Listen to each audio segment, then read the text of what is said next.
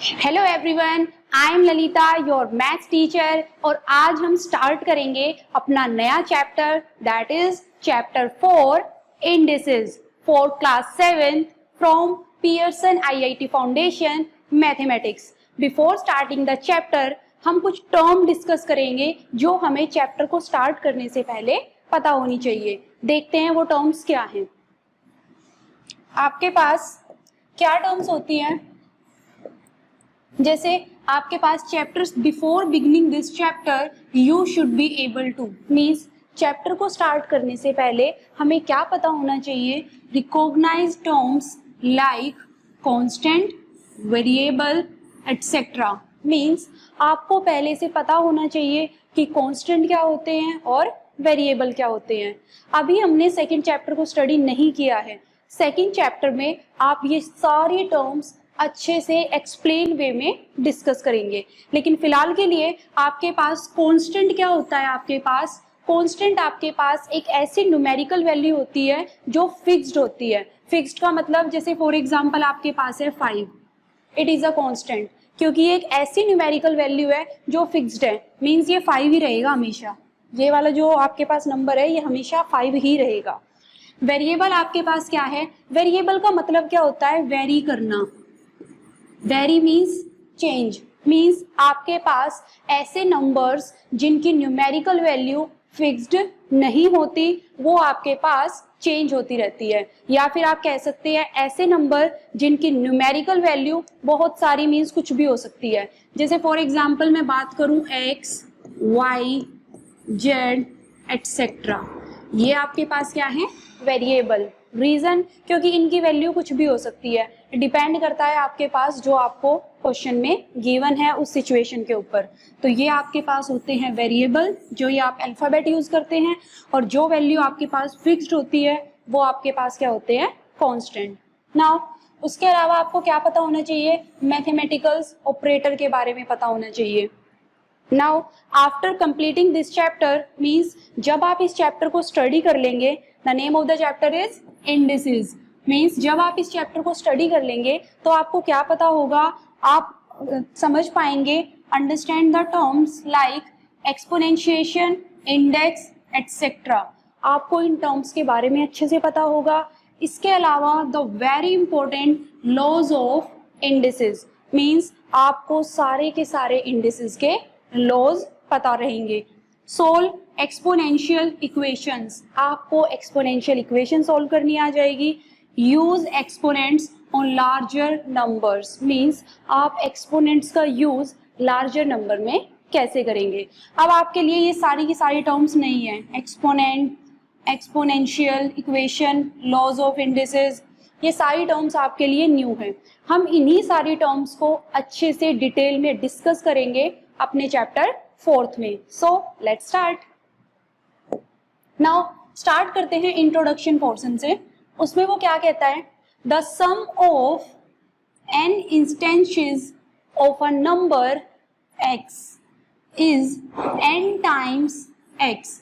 इसका क्या मतलब है कि आप क्या कर रहे हैं? कोई भी नंबर है आपके पास x, आप उसका सम कर रहे हैं कितने टाइम्स? n times. कैसे? जैसे फॉर एग्जांपल आपके पास x plus x plus x plus x up to so on, ये x आप कितने टाइम्स ऐड कर रहे हैं? ये आप ऐड कर रहे हैं n टाइम्स। तो जो सम करने के बाद आंसर आएगा वो आपके पास क्या आ जाएगा? n times of x। आप इसको कैसे रिप्रेजेंट करेंगे? nx। जैसे अगर सिंपल किसी नंबर के लिए बात करते हैं, जैसे अगर मैं बात करूं लाइक कोई भी नंबर मैंने लिया 2 plus 2 plus 2 plus 2, simple number है। अब अगर मुझे इनका सम करना है तो आप कैसे करेंगे? 2 प्लस 2 4, 4 प्लस 2 6, 6 प्लस 2 8। आपका आंसर ये आया है। आप इसको ऐसे भी तो रिप्रेजेंट कर सकते हैं कि कोई सेम क्वांटिटी आपके पास ऐड हो रही है, कितने टाइम्स? 4 टाइम्स। तो क्या आप इसी चीज को ऐसा लिख सकते हैं कि 4 times of 2, 2 plus 2 plus 2 plus 2, how much time 2 आपके पास? 4 टाइम्स ऑफ 2। तो आंसर आपके पास फिर भी क्या आएगा? 4 2 जा 8। नाउ ये आपको यही बताना चाह रहा है यहाँ पे कि आपके पास x plus x plus x plus x up to so on x आपने ऐड किया हुआ है, कितने टाइम्स ऐड किया है आपने, वो n टाइम्स। तो वो जो सम आएगा वो आपके पास क्या आएगा, n टाइम्स ऑफ x, और आप उसको कैसे रिप्रेजेंट करेंगे, nx। नाउ अब आपने यहाँ से क्या देखा, that is multiplication is repeated addition. Means आपने यहाँ से क्या देखा कि जो मल्टीप्लीकेशन है वो कैसे आई है आपके पास, रिपीटेड एडिशन, की एडिशन को बार बार रिपीट करने की वजह से आपके पास किसका कंसेप्ट आया है, मल्टीप्लीकेशन का। तो ये बात आप ध्यान रखेंगे कि मल्टीप्लीकेशन क्या है आपके पास, repeated addition. Now multiplying by n means adding n instances of a number. Means n से मल्टीप्लाई करने का क्या मतलब है कि आपने किसी भी नंबर को n टाइम्स ऐड किया है। नाउ अगर मैं फॉर एग्जांपल बात करूं, जैसे अगर मैं n प्लस n करती हूँ, ये n क्या है, वेरिएबल। मैंने आपको बताया था कोई भी अल्फाबेट आपके पास होगा जिसकी वैल्यू कुछ भी हो सकती है। जैसे फॉर एग्जांपल यहाँ पे n गिवन है, अब इस n की वैल्यू कुछ भी हो सकती है, जैसे मैंने यहाँ पे 2 ले ली थी, ठीक है। तो ये आपके पास किसकी तरह वर्क कर रहा है, वेरिएबल की तरह। आप यहाँ 3 भी ले सकते हैं, तो आपके पास n और सिमिलरली x आपके पास क्या है, वेरिएबल। अब आपको क्या करना है, आपने देखा कि n प्लस n आपके पास कितने टाइम्स है, 2 टाइम्स। तो आप कैसे लिख सकते हैं, n plus n is equal to 2 times of n, जैसे मैंने आपको अभी अभी ये लिखना बताया। नाउ आपके पास यहाँ क्या है, n plus n plus n, n आपके पास कितने टाइम्स है, 3 टाइम्स। तो आप इसको कैसे लिख सकते हैं, 3 times n। Similarly n plus n plus n plus n plus n plus n, how much time, x times. जैसे अभी अभी आप x को n टाइम्स ऐड कर रहे थे, अब आपके पास क्या है, अब आपने वेरिएबल की इंटरचेंज कर दी। मींस अब आप n को ऐड कर रहे हैं, और कितने टाइम्स ऐड कर रहे हैं आप n को, x टाइम्स। तो आप उसको कैसे रिप्रेजेंट करेंगे, x टाइम्स ऑफ n। हालांकि आपके पास ये और ये इन दोनों का सेम मीनिंग है, क्योंकि आपके पास मल्टीप्लिकेशन कॉम्यूटेटिव होती है। वो आपको सिर्फ यहाँ ये बताना चाह रहा है कि आपके पास जो मल्टीप्लिकेशन है वो क्या है, रिपीटेड एडिशन ही है। नाउ अब हमने बात की है एडिशन की, कि हमारे पास मल्टीप्लिकेशन कहाँ से आई है, रिपीटेड एडिशन से। अब बात हम करते हैं कि हमारे पास अगर ऑलरेडी मल्टीप्लिकेशन है, प्रोडक्ट के बारे में बात करते हैं। The product of n instances of a number x is denoted by x raised to the power n। Means आपके पास कोई भी नंबर है, लाइक नंबर आपने ले लिया x, आपको उसे मल्टीप्लाई करना है, कितने टाइम्स मल्टीप्लाई करना है, n टाइम्स। तो जो प्रोडक्ट आएगा वो आपके पास क्या आएगा, x raised to the power n। आप इसको कैसे समझ सकते हैं, फॉर एग्जाम्पल अगर मैं बात करूं 2 raised to 2 मल्टीप्लाई 2 मल्टीप्लाई 2, आपके पास कोई भी नंबर है 2, आपने क्या किया, इसको कितने टाइम्स मल्टीप्लाई किया हुआ है आपने, 3 टाइम्स, ठीक है। सेम क्वांटिटी आपने 3 टाइम्स मल्टीप्लाई की है, तो जो प्रोडक्ट आएगा आपके पास वो क्या आएगा, 2 raise to the power 3। Means आपने 2 को कितने टाइम्स मल्टीप्लाई किया है, 3 times. So this is the way to show कि अगर आप किसी भी सेम नंबर को मल्टीप्लाई करते हैं, मान लो 3 टाइम्स, तो आप उसको ऐसे लिख सकते हैं। Now this is an exponential expression. इसी एक्सप्रेशन को आप क्या कहते हैं, एक्सपोनेंशियल एक्सप्रेशन। कैसे, जब आपके पास कोई भी नंबर किसी भी वेरिएबल या किसी number raise to the power something है, तो आप ऐसे एक्सप्रेशन को क्या कहते हैं, exponential expression.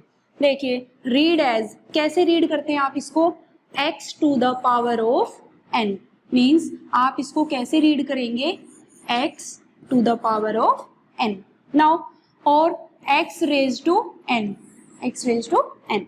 Now the operation of multiplying n instances of x is called exponentiation और इनवोल्यूशन। मीन्स जो आपने ये मल्टीप्लाई किया है किसी भी नंबर x को n टाइम्स, इस आप ऑपरेशन को क्या कहते हैं, एक्सपोनेंशिएशन और involution. Now exponentiation is are repeated multiplication. Means आपने अभी अभी देखा था कि आपके पास मल्टीप्लीकेशन क्या थी, रिपीटेड एडिशन। सिमिलरली आपके पास जो एक्सपोनेंशिएशन है वो आपके पास कैसे आई है, रिपीटेड मल्टीप्लीकेशन से।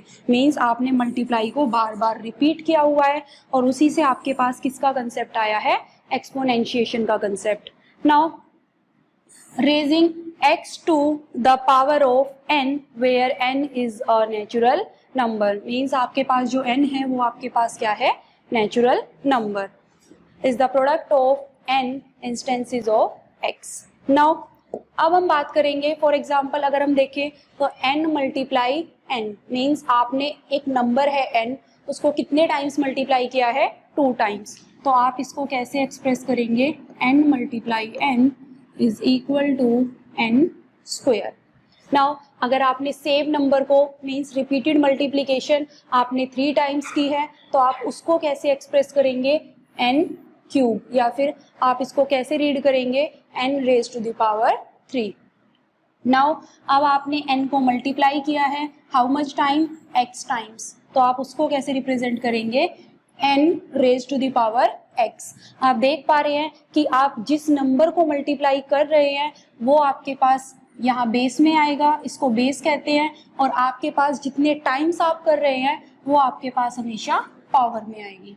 नाउ इसी expression n raise to the power x में n को आप बेस कहते हैं और जो x है वो आपके पास क्या है, इंडेक्स. मीन्स आपने जो ये रीड किया है n raise to the power x, इसमें n आपके पास क्या है, बेस, और x आपके पास क्या है, इंडेक्स. इंडेक्स आपके पास सिंगुलर है और अगर इसी का प्लूरल रीड करें तो वो आपके पास क्या होता है, indices, the name of your chapter. और आप इसको क्या रीड कर सकते हैं, या फिर और किस नाम से जाना जाता है, ये एक्सपोनेंट. मीन्स इसके नाम आपने क्या क्या स्टडी किए, इंडेक्स या फिर exponent. The entire expression is called the xth power of n. Means आपके पास जो ये एंटायर एक्सप्रेशन है इसको आप कैसे रीड करते हैं, xth power of n. For example अगर आपके पास यहाँ पे होता यही n raise to the power 2, तो आप इसको कैसे रीड करते हैं, 2 पावर ऑफ n. नाउ जैसे आपको यहाँ गिवन है 6 मल्टीप्लाई 6 मल्टीप्लाई 6, आपके पास ये रिपीटेड मल्टीप्लीकेशन है, तो आप इसको कैसे रिप्रेजेंट कर सकते हैं कि आपके पास बेस कितना है, 6. जो नंबर मल्टीप्लाई हो रहा है वो आपके पास हमेशा बेस में आएगा और जितने टाइम्स मल्टीप्लाई हो रहा है वो आपके पास हमेशा एक्सपोनेंट बनेगा. ये आपके पास कितने टाइम्स है, 7 टाइम्स. यहाँ पे 6 बेस है और 7 आपके पास क्या है, इंडेक्स या फिर एक्सपोनेंट.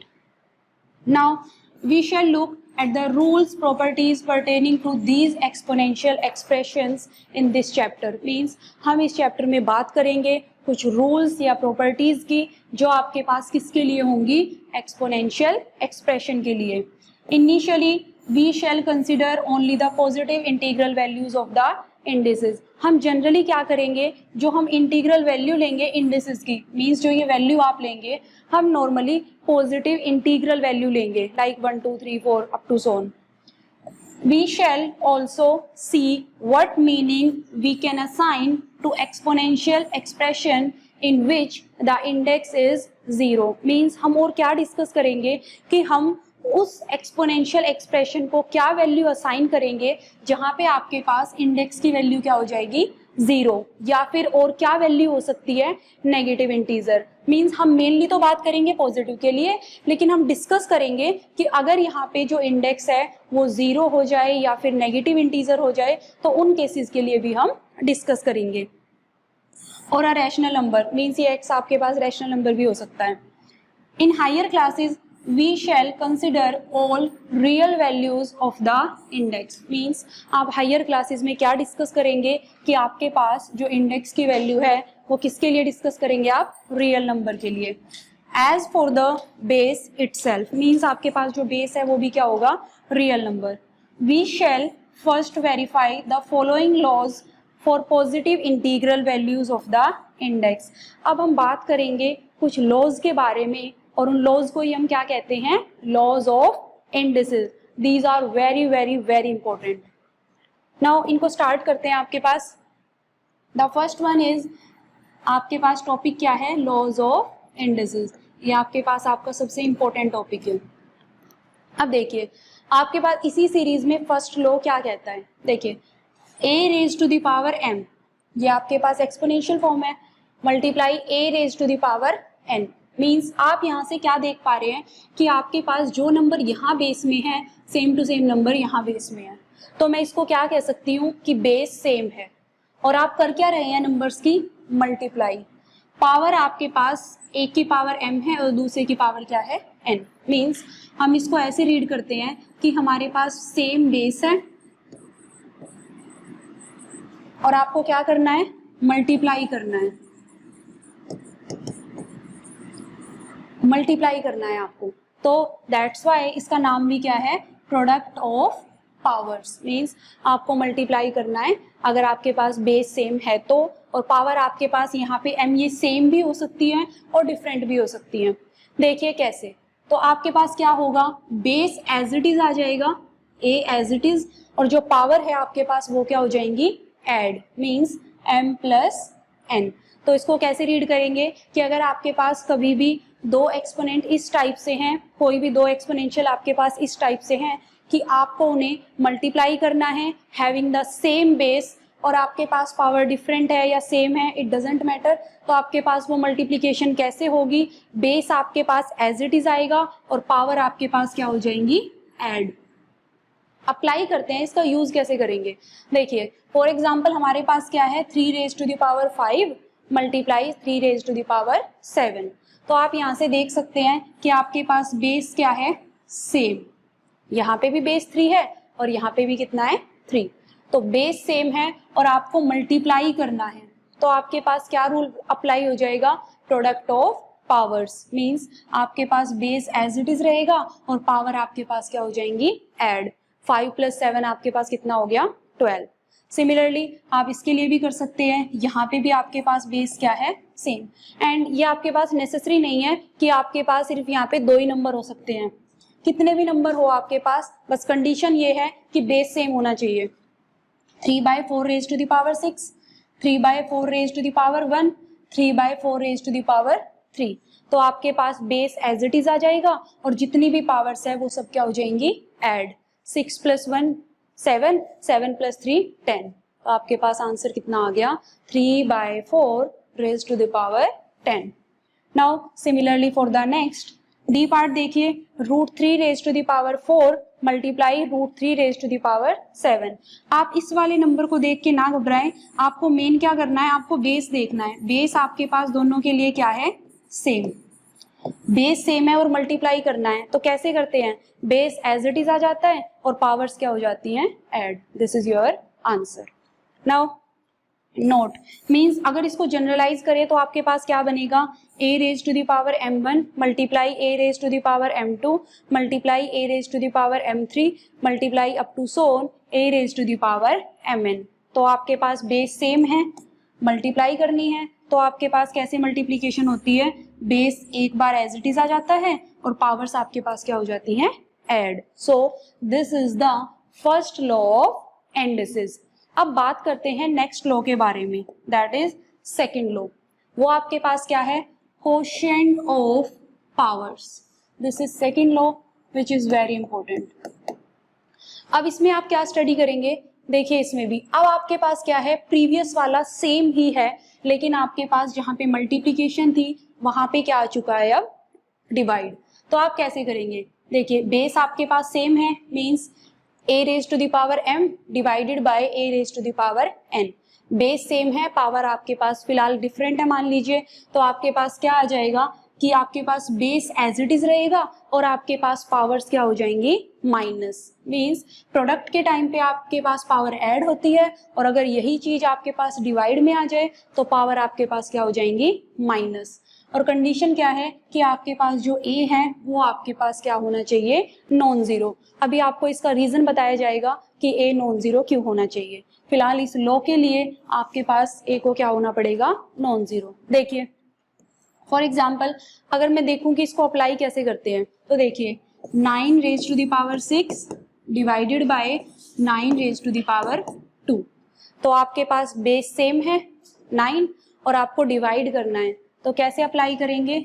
9 एज इट इज और आपके पास जो इनके इंडेक्स हैं वो क्या हो जाएंगे? माइनस, तो आपके पास 9 raise to the power 4। Similarly for the next 4/5 raise to the power 12 divided by 4/5 raise to the power 7। अब वही बात, बेस सेम है, डिवाइड करना है तो पावर आपके पास क्या हो जाएगी? माइनस, तो 12 माइनस 7 आपके पास कितना आ जाएगा? 5। सो this is your answer. Now अब हमारे पास क्या है? नोट। आपको नोट करके देखो क्या गिवन है। We now consider what meaning we can assign to a raise to the power 0। This is very important कि आपके पास क्या है कि a raise to the power 0 का क्या मीनिंग है और हम उसको क्या वैल्यू असाइन करेंगे। देखिए इसका मतलब क्या है कि कोई भी नंबर है आपके पास, लाइक फॉर एग्जांपल अगर मैं बात करूं a आपके पास कोई भी नंबर है, यहाँ पे नॉन जीरो होना चाहिए क्योंकि मैंने आपको बताया कि 0 अगर a है तो उसके लिए हम डिस्कस करेंगे फर्दर। फिलहाल आपके पास a कोई भी नॉन जीरो नंबर है और अगर उसकी पावर आपके पास 0 है तो वो हमेशा आपको आंसर क्या देगा? 1। जैसे फॉर एग्जाम्पल अगर मैं बात करूं 3 रेज टू द पावर 0, आपके पास क्या आएगा? 1। सिमिलरली अगर मैं बात करूं 2 रेज टू द पावर 0, वो भी आपके पास क्या आएगा? 1। Similarly 1 raise to the power 0 भी कितना आएगा? 1। देखिए कैसे, देखो अभी अभी हमने जो लॉ पढ़ा है उसके अकॉर्डिंग हम चाहते हैं कि वो m और n की सारी वैल्यूज के लिए ट्रू होना चाहिए। मींस जो अभी अभी हमने डिस्कस किया है, अभी फिलहाल के लिए मैंने आपको कहा था कि m और n को डिफरेंट कंसीडर कर लीजिए। अब अगर क्या हो कि अगर n और m सेम हो जाए तो सेम के कंसेप्ट में क्या होगा? अगर मैं वही प्रीवियस लॉ को अप्लाई करूं, a raise to the power m divided by a raise to the power m। Now अब आपके पास क्या है? ये जो पावर्स हैं बेस तो सेम है ही, पावर भी क्या है अब आपके पास? सेम। तो कैसे रीड करेंगे हम इसको? कैसे अप्लाई करेंगे इसमें? हम इसको लिख सकते हैं कि आपके पास बेस सेम है तो पावर क्या हो जाती है आपस में? माइनस। और इसी डिवाइड वाले प्रोसीजर को मैं ऐसे भी लिख सकती हूँ, a raise to the power m, a raise to the power m। Now अब इसके बाद अगर आपके पास बेस सेम है तो पावर आप और डिवाइड करना है तो पावर आपके पास क्या हो जाती है? माइनस। नाउ ये आपके पास क्या आ चुका है? a raise to the power 0। m में से m माइनस करोगे तो 0। अब आपके पास ये ट्रू कब होगा? अगर आप ध्यान से देखिए तो ये कैंसिल करके आपके पास कितना आएगा? 1। मीन्स आप यहाँ से क्या कंक्लूजन निकाल सकते हैं? किसी भी non zero number raise to the power 0 होगा तो आपके पास आंसर कितना आएगा? हमेशा 1। नाउ अब इसको आप वैसे भी देख सकते हैं किसी नंबर को कंसिडर करके, जैसे फॉर एग्जांपल मैंने नंबर लिया है, इन्हीं में से ले लीजिए 3 रेज टू द पावर 0। तो आपके पास 3 रेज टू द पावर 0 है तो मैं इसको कैसे लिख सकती हूँ? 0 बनाना है ना, आप कोई भी इंटीग्रल वैल्यू सोच लीजिए, लाइक मैंने ली है 2 माइनस 2, मैं इसको ऐसे रिप्रेजेंट कर सकती हूँ। 2 माइनस 2 भी आपके पास क्या आएगा? 0। नाउ अब आपके पास क्या है? ये आपके पास दो जो इंडेक्स है वो आपके पास पावर में माइनस आ रहा है। मीन्स माइनस कब आया होगा? जब डिवाइड हुई होगी इनकी। तो कैसे? 3 स्क्वायर ओवर 3 स्क्वायर, मैं इसको ऐसे रिप्रेजेंट कर सकती हूँ। अगर आप सोल्व करोगे तो वापस वही आ जाएगा आपके पास। अगर आप इसको सिंप्लीफाई करेंगे तो आंसर आपके पास कितना आएगा? 1। तो मीन्स आपने यहाँ से ओवरऑल कंक्लूजन ये निकाला है कि किसी भी non zero number raise to the power अगर 0 होगा तो आंसर आपके पास कितना आएगा? 1। Now we see that if we define a raised to the power 0 as 1, then this law will be true even for n equal to m. तो अब आपको ये याद रखना है कि a raised to the power 0 आपके पास कितना होता है? 1। But the condition is a आपके पास क्या होना चाहिए? Non zero. अब स्टडी करते हैं कि अगर a आपके पास 0 हो जाए तो क्या प्रॉब्लम है। देखिए अभी मैंने आपको बताया कि a raised to the power 0 आपके पास क्या है? 1। कंडीशन है कि a आपके पास नॉन जीरो रहना चाहिए, लेकिन अगर a 0 हो जाए, देखो इसी कंसेप्ट से स्टडी करते हैं जो अभी डिस्कस किया। Means a raise to the power n minus n को मैं कैसे एक्सप्रेस कर सकती हूँ? a raise to the power n over a raise to the power n। Clear? Now अगर आपके पास इस a की वैल्यू क्या हो जाए? 0। So 0 raise to the power any number आपके पास क्या आ जाएगा? 0। और यहाँ पे भी सेम कंसेप्ट क्या आ जाएगा? 0। नाउ अब आप देख सकते हैं कि आपके पास ये कैसी फॉर्म आ चुकी है? 0/0 which is not defined form. और ये आपके पास कब आया है? ये आपके पास तब आया है जब आप यहाँ से क्या कंसिडर करके चले थे? a raise to the power 0, क्योंकि इसका मतलब यही तो है कि a raise to the power 0, इससे आपने यहाँ अप्रोच किया। अब अगर आपने a की वैल्यू भी 0 कंसिडर कर ली तो आपके पास सोल्व करने के बाद क्या आ गया, नॉट डिफाइंड। मीन्स आपने यहाँ से क्या कंक्लूजन निकाला कि अगर आपके पास 0 रेज टू द पावर 0 होगा तो वो टर्म आपके पास क्या रहेगी, नॉट डिफाइंड। नाउ हम बात करते हैं, we shall now consider what meaning we can assign to a raise to the power n वेयर n is a negative integer. Means हमारे पास क्या होगा कि अगर आपके पास a raise to the power n की वैल्यू क्या आएगी, अगर आपके पास n क्या होगा, नेगेटिव इंटीजर। सो बात करते हैं आपके पास, जैसे अगर आप देखिए तो a raise to the power m multiply a raise to the power n, base same है, मल्टीप्लाई करना है तो पावर ऐड हो जाएंगी। अब अगर इसी कंसेप्ट को ऐसे अप्लाई करें कि आपके पास फर्स्ट वाली पावर तो n है और सेकंड वाली आपको क्या कंसीडर करनी है, नेगेटिव इंटीजर। मींस आपने इसको क्या कंसीडर कर लिया, -n। लॉजिक तो अब भी सेम लगेगा। मींस अगर इसको ऐसे देखें, a raise to the power n multiply a raise to the power -n, base same है तो पावर आपके पास क्या हो जाएंगी, add.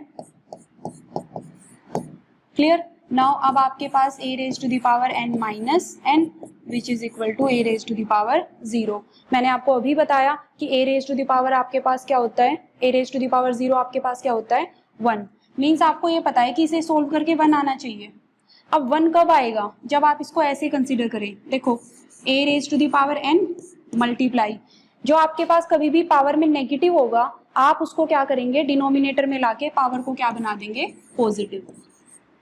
Means a raise to the power -2 क्या हो जाएगा आपके पास, 1 by a raise to the power 2। a raise to the power -3 क्या हो जाएगा, 1 by a raise to the power 3। ये मैंने ऐसा क्यों किया, क्योंकि देखो अब सोल्व करके आंसर 1 आ रहा है, लेफ्ट और राइट साइड आपके पास क्या हो गई है, ट्रू।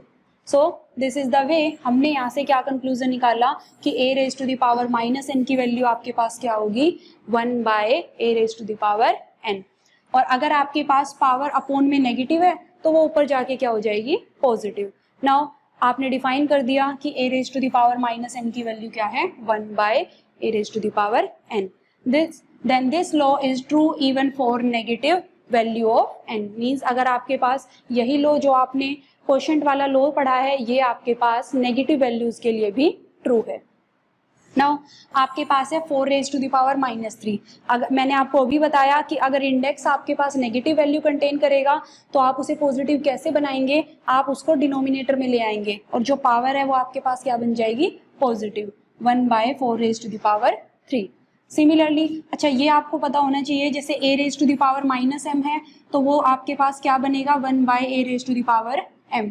कंडीशन क्या है कि आपके पास a 0 नहीं होना चाहिए। रीजन, अगर आपके पास a 0 हो गया तो 0 raise to the power something 0 और 1 बाय 0 मीन्स डिनोमिनेटर में 0 आने का क्या मतलब है, नॉट डिफाइंड।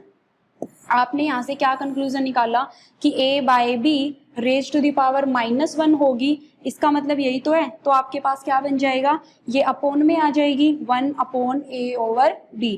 फिर ये जो b है वो न्यूमरेटर में चला जाएगा तो आपके पास क्या हो जाएगा, b by a।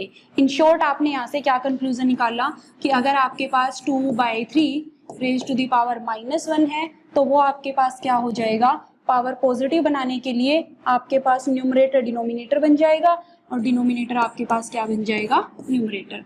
So this is your answer. Now this is enough for today. In the next video lecture we will deal with more laws of indices. Till then keep practice with these examples. Thank you.